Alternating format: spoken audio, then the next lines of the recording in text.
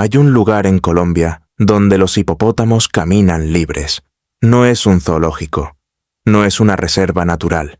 Es una hacienda abandonada en el corazón de Antioquia, a 3 horas de Medellín, donde 60 toneladas de bestias africanas se reproducen sin control desde hace 30 años. Nadie sabe exactamente cuántos hay. El gobierno dice que 80.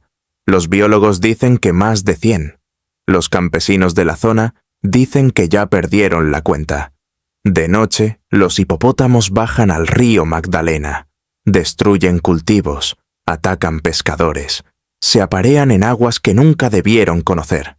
Son los últimos habitantes de la hacienda Nápoles, y son el legado más absurdo del hombre más rico y más peligroso que América Latina haya producido jamás, Pablo Emilio Escobar Gaviria. En 1989, la revista Forbes lo incluyó en la lista de los hombres más ricos del mundo. Puesto número 7. Fortuna estimada, $25.000 millones. Pero Forbes se quedó corta, porque Escobar no guardaba su dinero en bancos, lo enterraba, lo escondía en paredes, lo empacaba en caletas selladas con plástico y cemento, dispersas por toda Colombia en ubicaciones que solo él conocía. ¿Cuánto dinero enterró Pablo Escobar? Nadie lo sabe con certeza. La DEA calcula que entre 30 y 50.000 millones de dólares nunca fueron encontrados. 50.000 millones.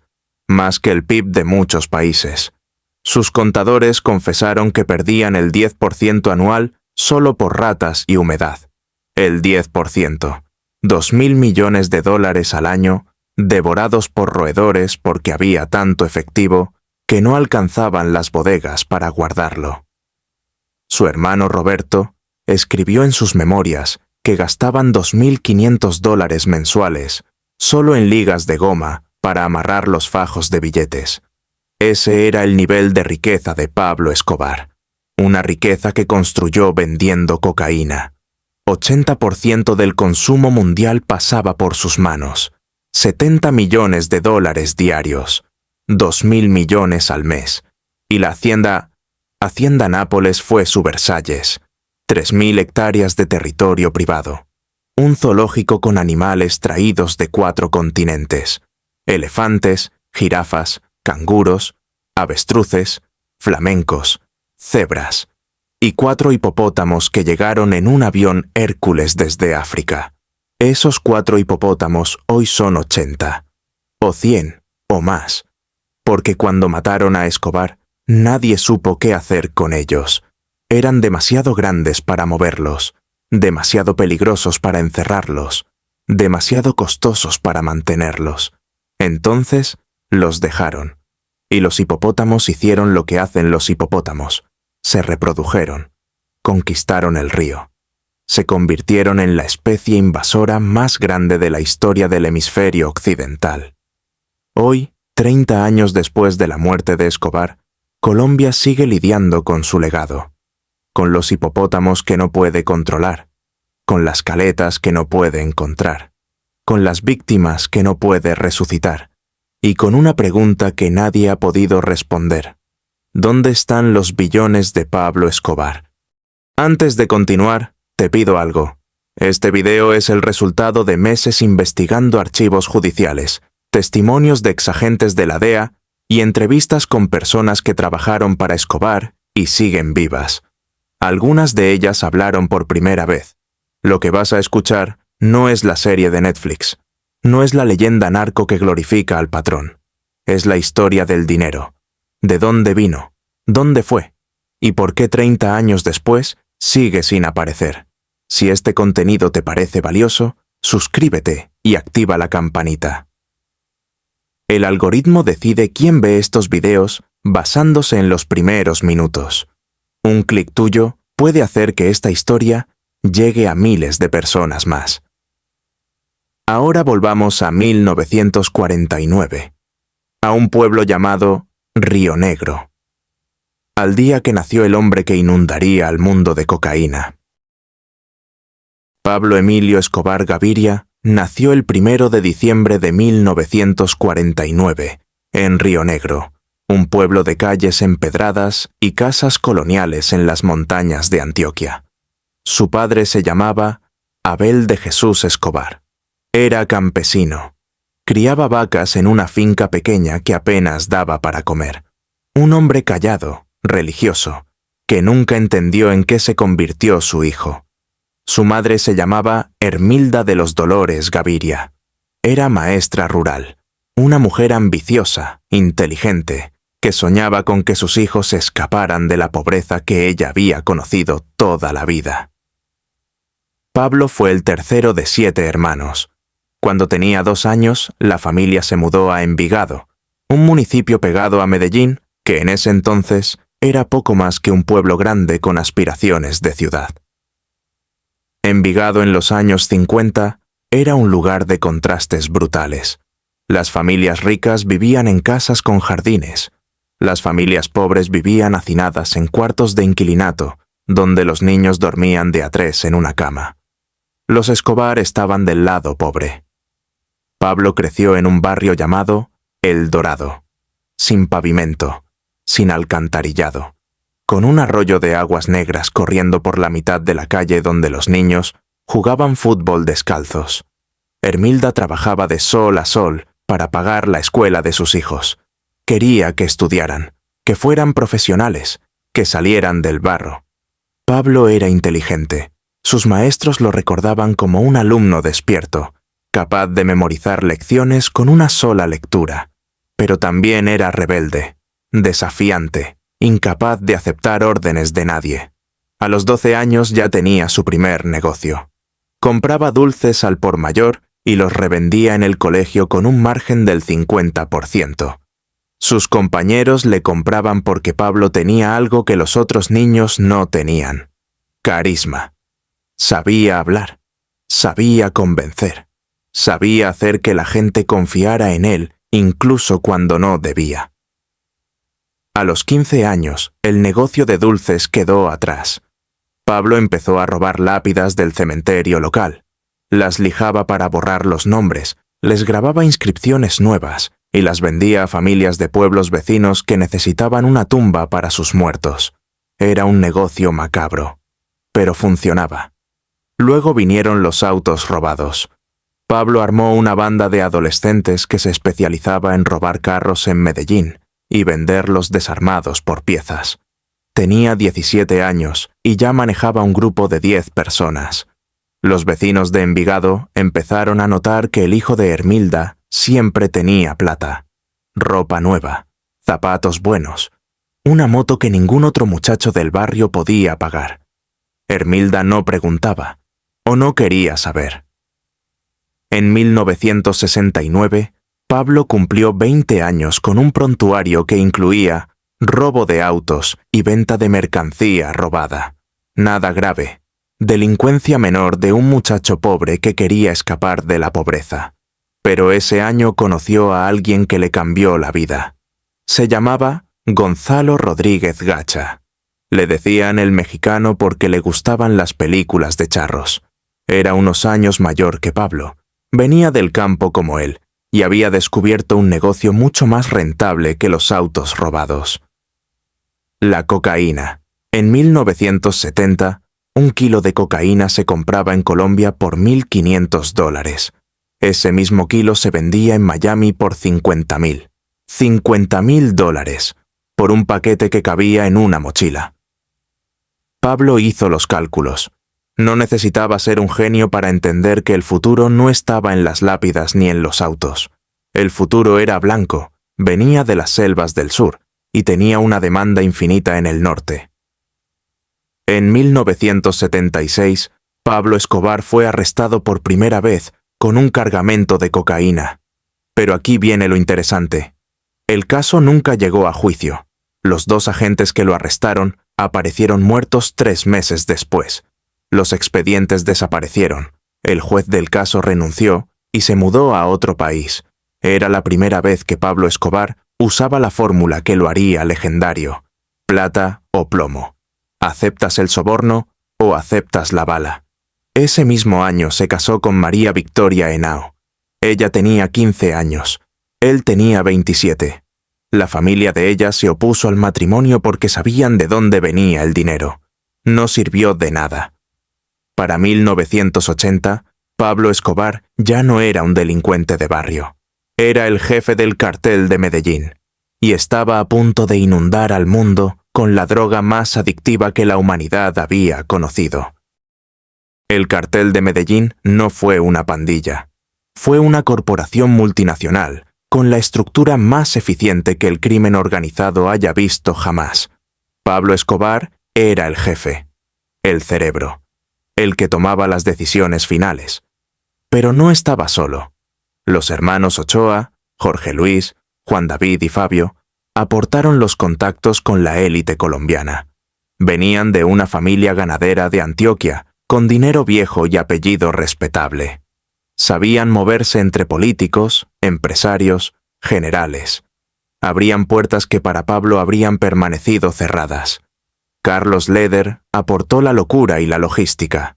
Era medio alemán, medio colombiano y completamente desquiciado. Admiraba a Hitler. Soñaba con crear un estado narco independiente, pero tenía una idea brillante. Compró una isla en las Bahamas llamada Norman's Cay y la convirtió en el centro de distribución más grande del Caribe. Desde ahí, los aviones cargados de coca volaban directo a Florida. Gonzalo Rodríguez Gacha, el mexicano, aportó la violencia. Era el brazo armado del cartel, el que resolvía los problemas que no se podían resolver con dinero. Tenía un ejército privado de sicarios entrenados en técnicas militares. Cuando había que matar, Gacha mataba. Juntos, estos 4 hombres construyeron un imperio que en su apogeo controlaba el 80% del mercado mundial de cocaína. 80%. Cada gramo de coca que entraba a una nariz en Nueva York, en Los Ángeles, en Miami, en Chicago, pasaba por las manos del cartel de Medellín. La operación funcionaba como una línea de ensamblaje. La hoja de coca se cultivaba en Perú y Bolivia, donde los campesinos la vendían por centavos. Se transportaba a laboratorios escondidos en la selva colombiana, donde se procesaba en pasta base y luego en clorhidrato de cocaína puro. Se empacaba en ladrillos de 1 kilo, sellados al vacío, marcados con el logo del cartel. Luego venía el transporte. Aviones pequeños volaban de noche sobre el Caribe, lanzando cargamentos en zonas previamente acordadas. Lanchas rápidas recogían los paquetes y los llevaban a la costa de Florida. Submarinos artesanales cruzaban bajo el agua cargando toneladas. Mulas humanas tragaban cápsulas de coca y cruzaban los aeropuertos, rezando para que no les reventaran en el estómago. Cada método tenía pérdidas. La DEA capturaba aviones, los guardacostas interceptaban lanchas, las mulas a veces morían. No importaba. El margen de ganancia era tan obsceno que el cartel podía perder el 70% de un cargamento y seguir ganando dinero. 1 kilo de cocaína costaba $1.500 en Colombia. Se vendía por 50.000 en Miami, por 70.000 en Nueva York, por 100.000 en Europa. Los números eran difíciles de comprender. $70 millones al día, 2.100 millones al mes, más de 25.000 millones al año. Pablo Escobar ganaba más dinero que muchos países producían, y ese dinero creó un problema que nadie había anticipado. ¿Dónde guardarlo? No podían depositarlo en bancos. Las cantidades eran imposibles de justificar. Cualquier movimiento grande activaba alarmas en todo el sistema financiero. Intentaron lavarlos a través de negocios legítimos. Compraron concesionarios de autos, cadenas de farmacias, equipos de fútbol, estaciones de radio. Pero no alcanzaba. Generaban dinero más rápido de lo que podían lavarlo. Entonces empezaron a enterrarlo. Las caletas se convirtieron en la obsesión del cartel. Eran escondites construidos en paredes, bajo pisos, en fincas abandonadas, en terrenos baldíos. Contenían millones de dólares en efectivo, empacados en plástico, sellados con cemento, protegidos contra la humedad y los roedores.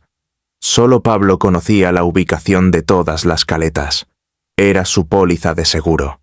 Si lo arrestaban, Si lo traicionaban, el dinero seguía siendo suyo. Sus contadores llevaban registros aproximados. Calculaban que tenían entre 30 y 40 mil millones de dólares enterrados en Colombia. Pero los contadores admitieron algo más. Perdían el 10% anual por deterioro. Billetes que se pudrían por la humedad. Fajos que las ratas devoraban. Caletas que se inundaban en la temporada de lluvias. 2.000 millones de dólares al año desaparecían sin que nadie los robara. Simplemente se pudrían. Ese era el nivel de riqueza de Pablo Escobar. Tanta plata que se le dañaba más rápido de lo que podía contarla. Y con esa plata decidió construirse un reino, un lugar donde pudiera vivir como el rey que creía ser. Un lugar con 3.000 hectáreas, un zoológico privado y pistas de aterrizaje clandestinas. Lo llamó Hacienda Nápoles. La entrada de la Hacienda Nápoles tenía un arco blanco de 10 metros de altura, y sobre ese arco, montada en pedestales de concreto, había una avioneta Piper PA-18. No era cualquier avioneta, era la primera que Pablo Escobar usó para transportar cocaína a Estados Unidos. La había conservado como trofeo, como recordatorio de dónde venía todo, exhibida para que cada visitante supiera exactamente a qué se dedicaba el dueño de esa tierra. Era un acto de arrogancia casi suicida. Pero Pablo Escobar ya no le temía a nada. La hacienda quedaba en Puerto Triunfo, Antioquia, a 170 kilómetros de Medellín, 3.000 hectáreas de territorio privado, más grande que muchos municipios colombianos, más grande que algunas islas del Caribe. Pablo la compró a principios de los 80, cuando todavía era un narcotraficante en ascenso. La pagó en efectivo. Nadie preguntó de dónde venía el dinero. Lo que construyó ahí adentro desafiaba la imaginación. La casa principal era una mansión de estilo colonial español con 20 habitaciones, techos de teja de barro, pisos de mármol importado de Italia, baños con grifería de oro, aire acondicionado central en cada cuarto, un lujo absurdo en una región donde el clima era templado todo el año. Pero la casa era solo el comienzo. Pablo construyó un zoológico privado que rivalizaba con los mejores del mundo. Trajo animales de 4 continentes en vuelos charter que aterrizaban en su pista privada. De África llegaron elefantes, rinocerontes, jirafas, cebras, hipopótamos y leones. De Asia llegaron tigres de Bengala y búfalos de agua. De Australia llegaron canguros y emúes. De América del Norte llegaron bisontes y osos. Más de 200 animales exóticos vivían en la hacienda. Los hipopótamos eran los favoritos de Pablo. Trajo 4 originalmente, un macho y 3 hembras. Les construyó un lago artificial con compuertas que regulaban el nivel del agua. Los alimentaba personalmente cuando estaba en la hacienda. Los guardias de seguridad tenían órdenes estrictas. Si algo le pasaba a los hipopótamos, rodaban cabezas. Junto al zoológico había una colección de autos clásicos que incluía vehículos de Al Capone, Bonnie y Clyde, y supuestamente uno que había pertenecido a Ernesto Che Guevara. Pablo admiraba a los criminales famosos. Se veía a sí mismo como parte de esa historia. Había una plaza de toros privada donde se organizaban corridas para los amigos del patrón. Una pista de karts donde Pablo corría contra sus hijos y sus sicarios. Canchas de fútbol con iluminación profesional. Piscinas con toboganes de agua. Motos acuáticas para recorrer los lagos artificiales. Y había algo más. Algo que los visitantes no veían. Debajo de la hacienda existía un sistema de túneles que conectaba la casa principal con múltiples puntos de escape. Búnkeres subterráneos con provisiones para semanas. Habitaciones blindadas con comunicaciones satelitales. Rutas de evacuación que llevaban a pistas de aterrizaje ocultas en la selva. Pablo había construido una fortaleza, pero también había construido algo más personal. En una esquina de la hacienda, lejos de las piscinas y los animales exóticos, Pablo mandó construir una réplica exacta del barrio donde había crecido. Las mismas casas humildes de Envigado, las mismas calles sin pavimentar, el mismo arroyo de aguas sucias que recordaba de su infancia. ¿Por qué? Algunos dicen que era nostalgia, otros dicen que era para nunca olvidar de dónde venía. Los más cínicos dicen que era para mostrárselo a sus hijos y decirles, miren de dónde los saqué. La hacienda funcionaba como un estado independiente. Tenía su propia planta eléctrica, su propio sistema de agua potable, su propia central telefónica, sus propias carreteras internas pavimentadas, un helipuerto con capacidad para 3 aeronaves y un aeropuerto con 2 pistas lo suficientemente largas para recibir aviones de carga. 500 personas trabajaban ahí permanentemente. Jardineros, veterinarios, cocineros, mecánicos, pilotos y, por supuesto, un ejército de guardias armados con fusiles automáticos que patrullaban el perímetro las 24 horas.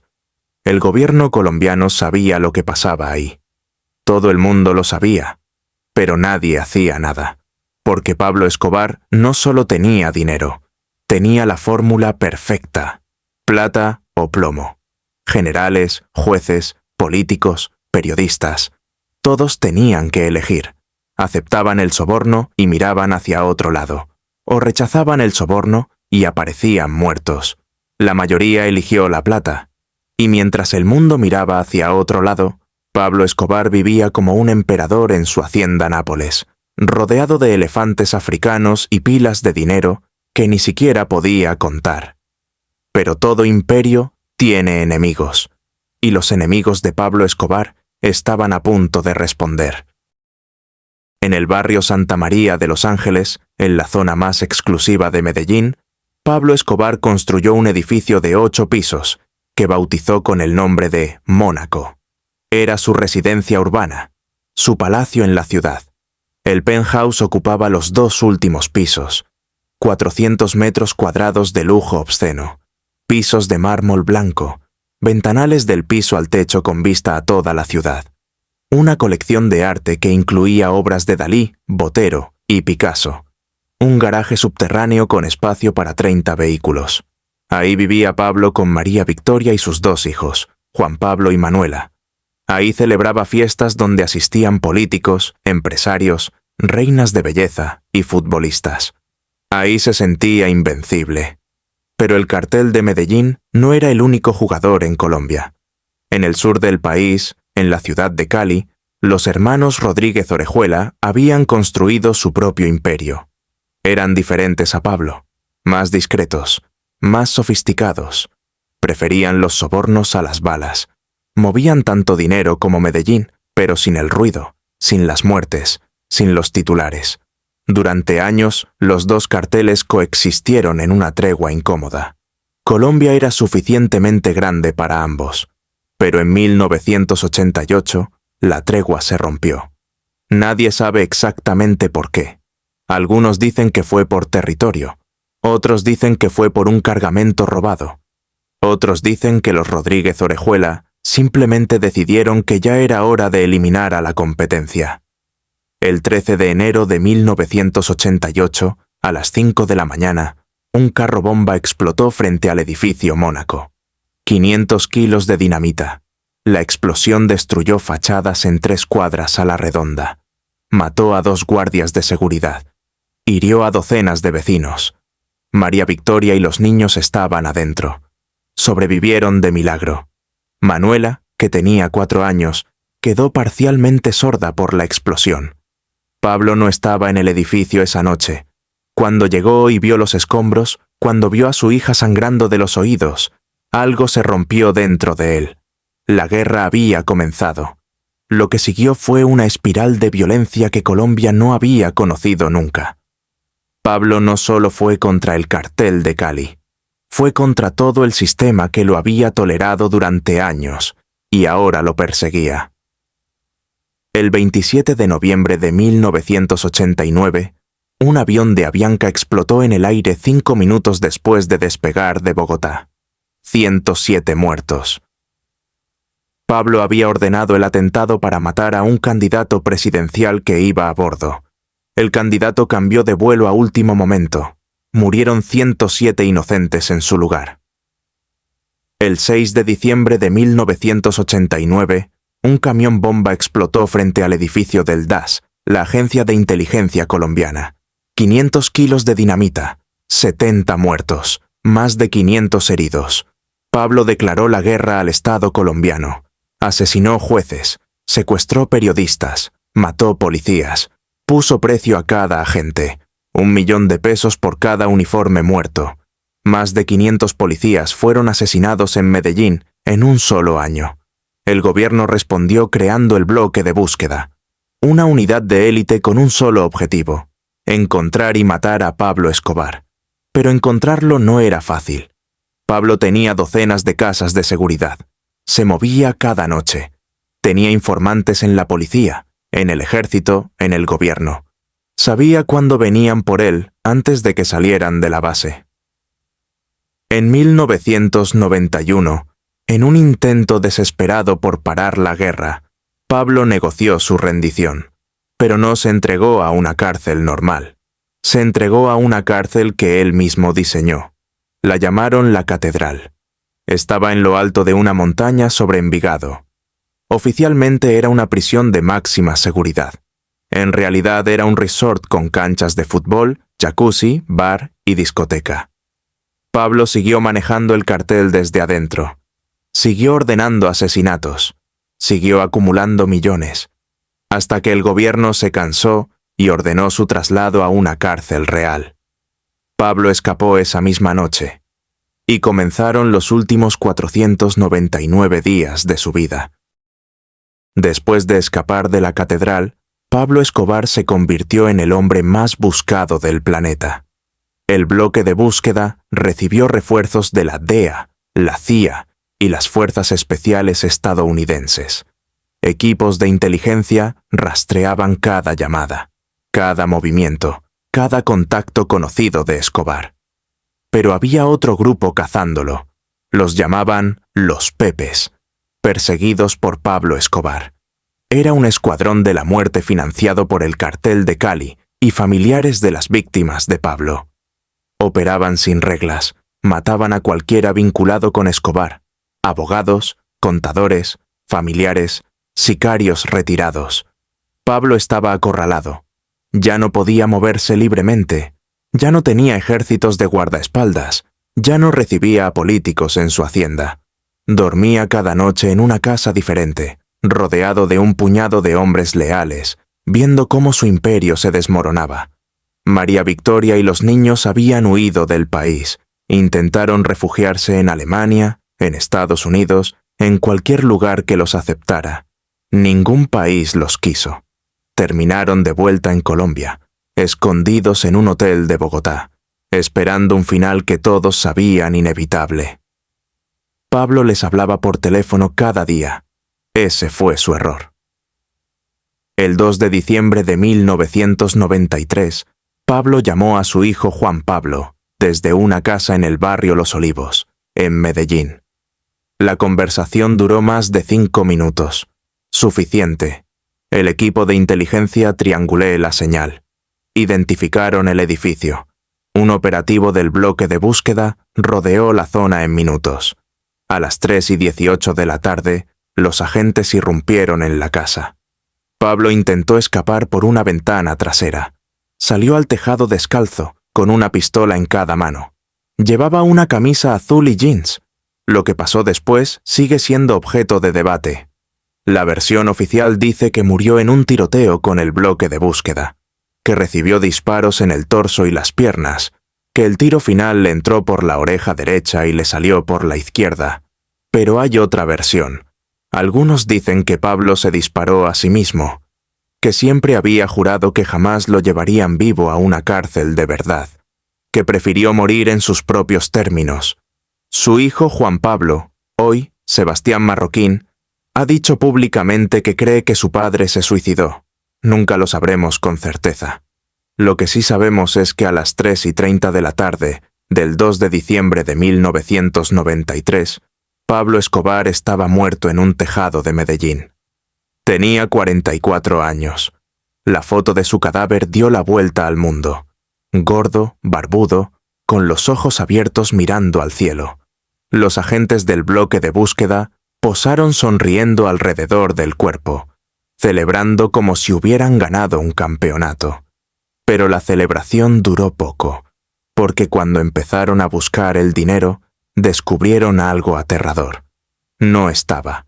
Las autoridades confiscaron propiedades por un valor de aproximadamente $100 millones, 800 fincas, 73 aviones y helicópteros, 142 oficinas y bodegas, decenas de carros de lujo, lanchas, motos, la hacienda Nápoles entera, $100 millones.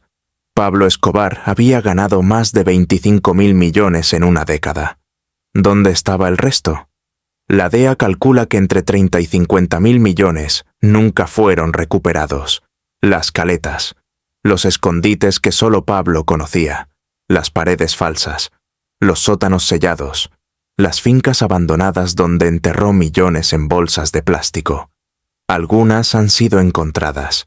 Campesinos que tumban una pared y descubren fajos de dólares podridos. Trabajadores de construcción que encuentran cajas oxidadas llenas de billetes que ya no valen nada.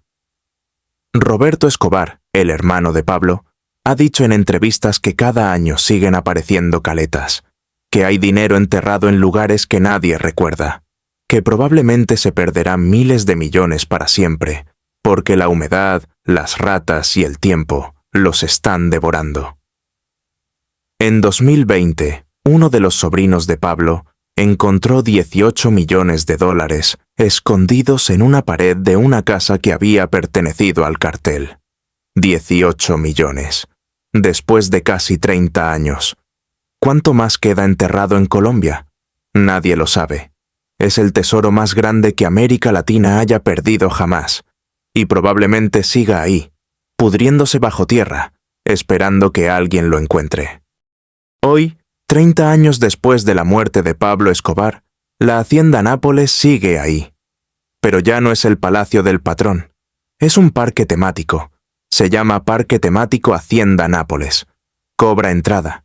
Tiene hoteles. Tiene toboganes de agua. Tiene un museo donde exhiben fotos de Pablo junto a políticos y reinas de belleza. La avioneta Piper sigue sobre el arco de entrada. Oxidada, desvencijada. Pero sigue ahí. Los turistas llegan en buses desde Medellín. Se toman selfies frente a la casa donde Pablo contaba sus millones. Posan junto a los autos clásicos que alguna vez pertenecieron a Al Capone. Compran souvenirs con la cara del hombre que mató a miles de personas. Le llaman narcoturismo. Y es una industria que mueve millones de dólares al año.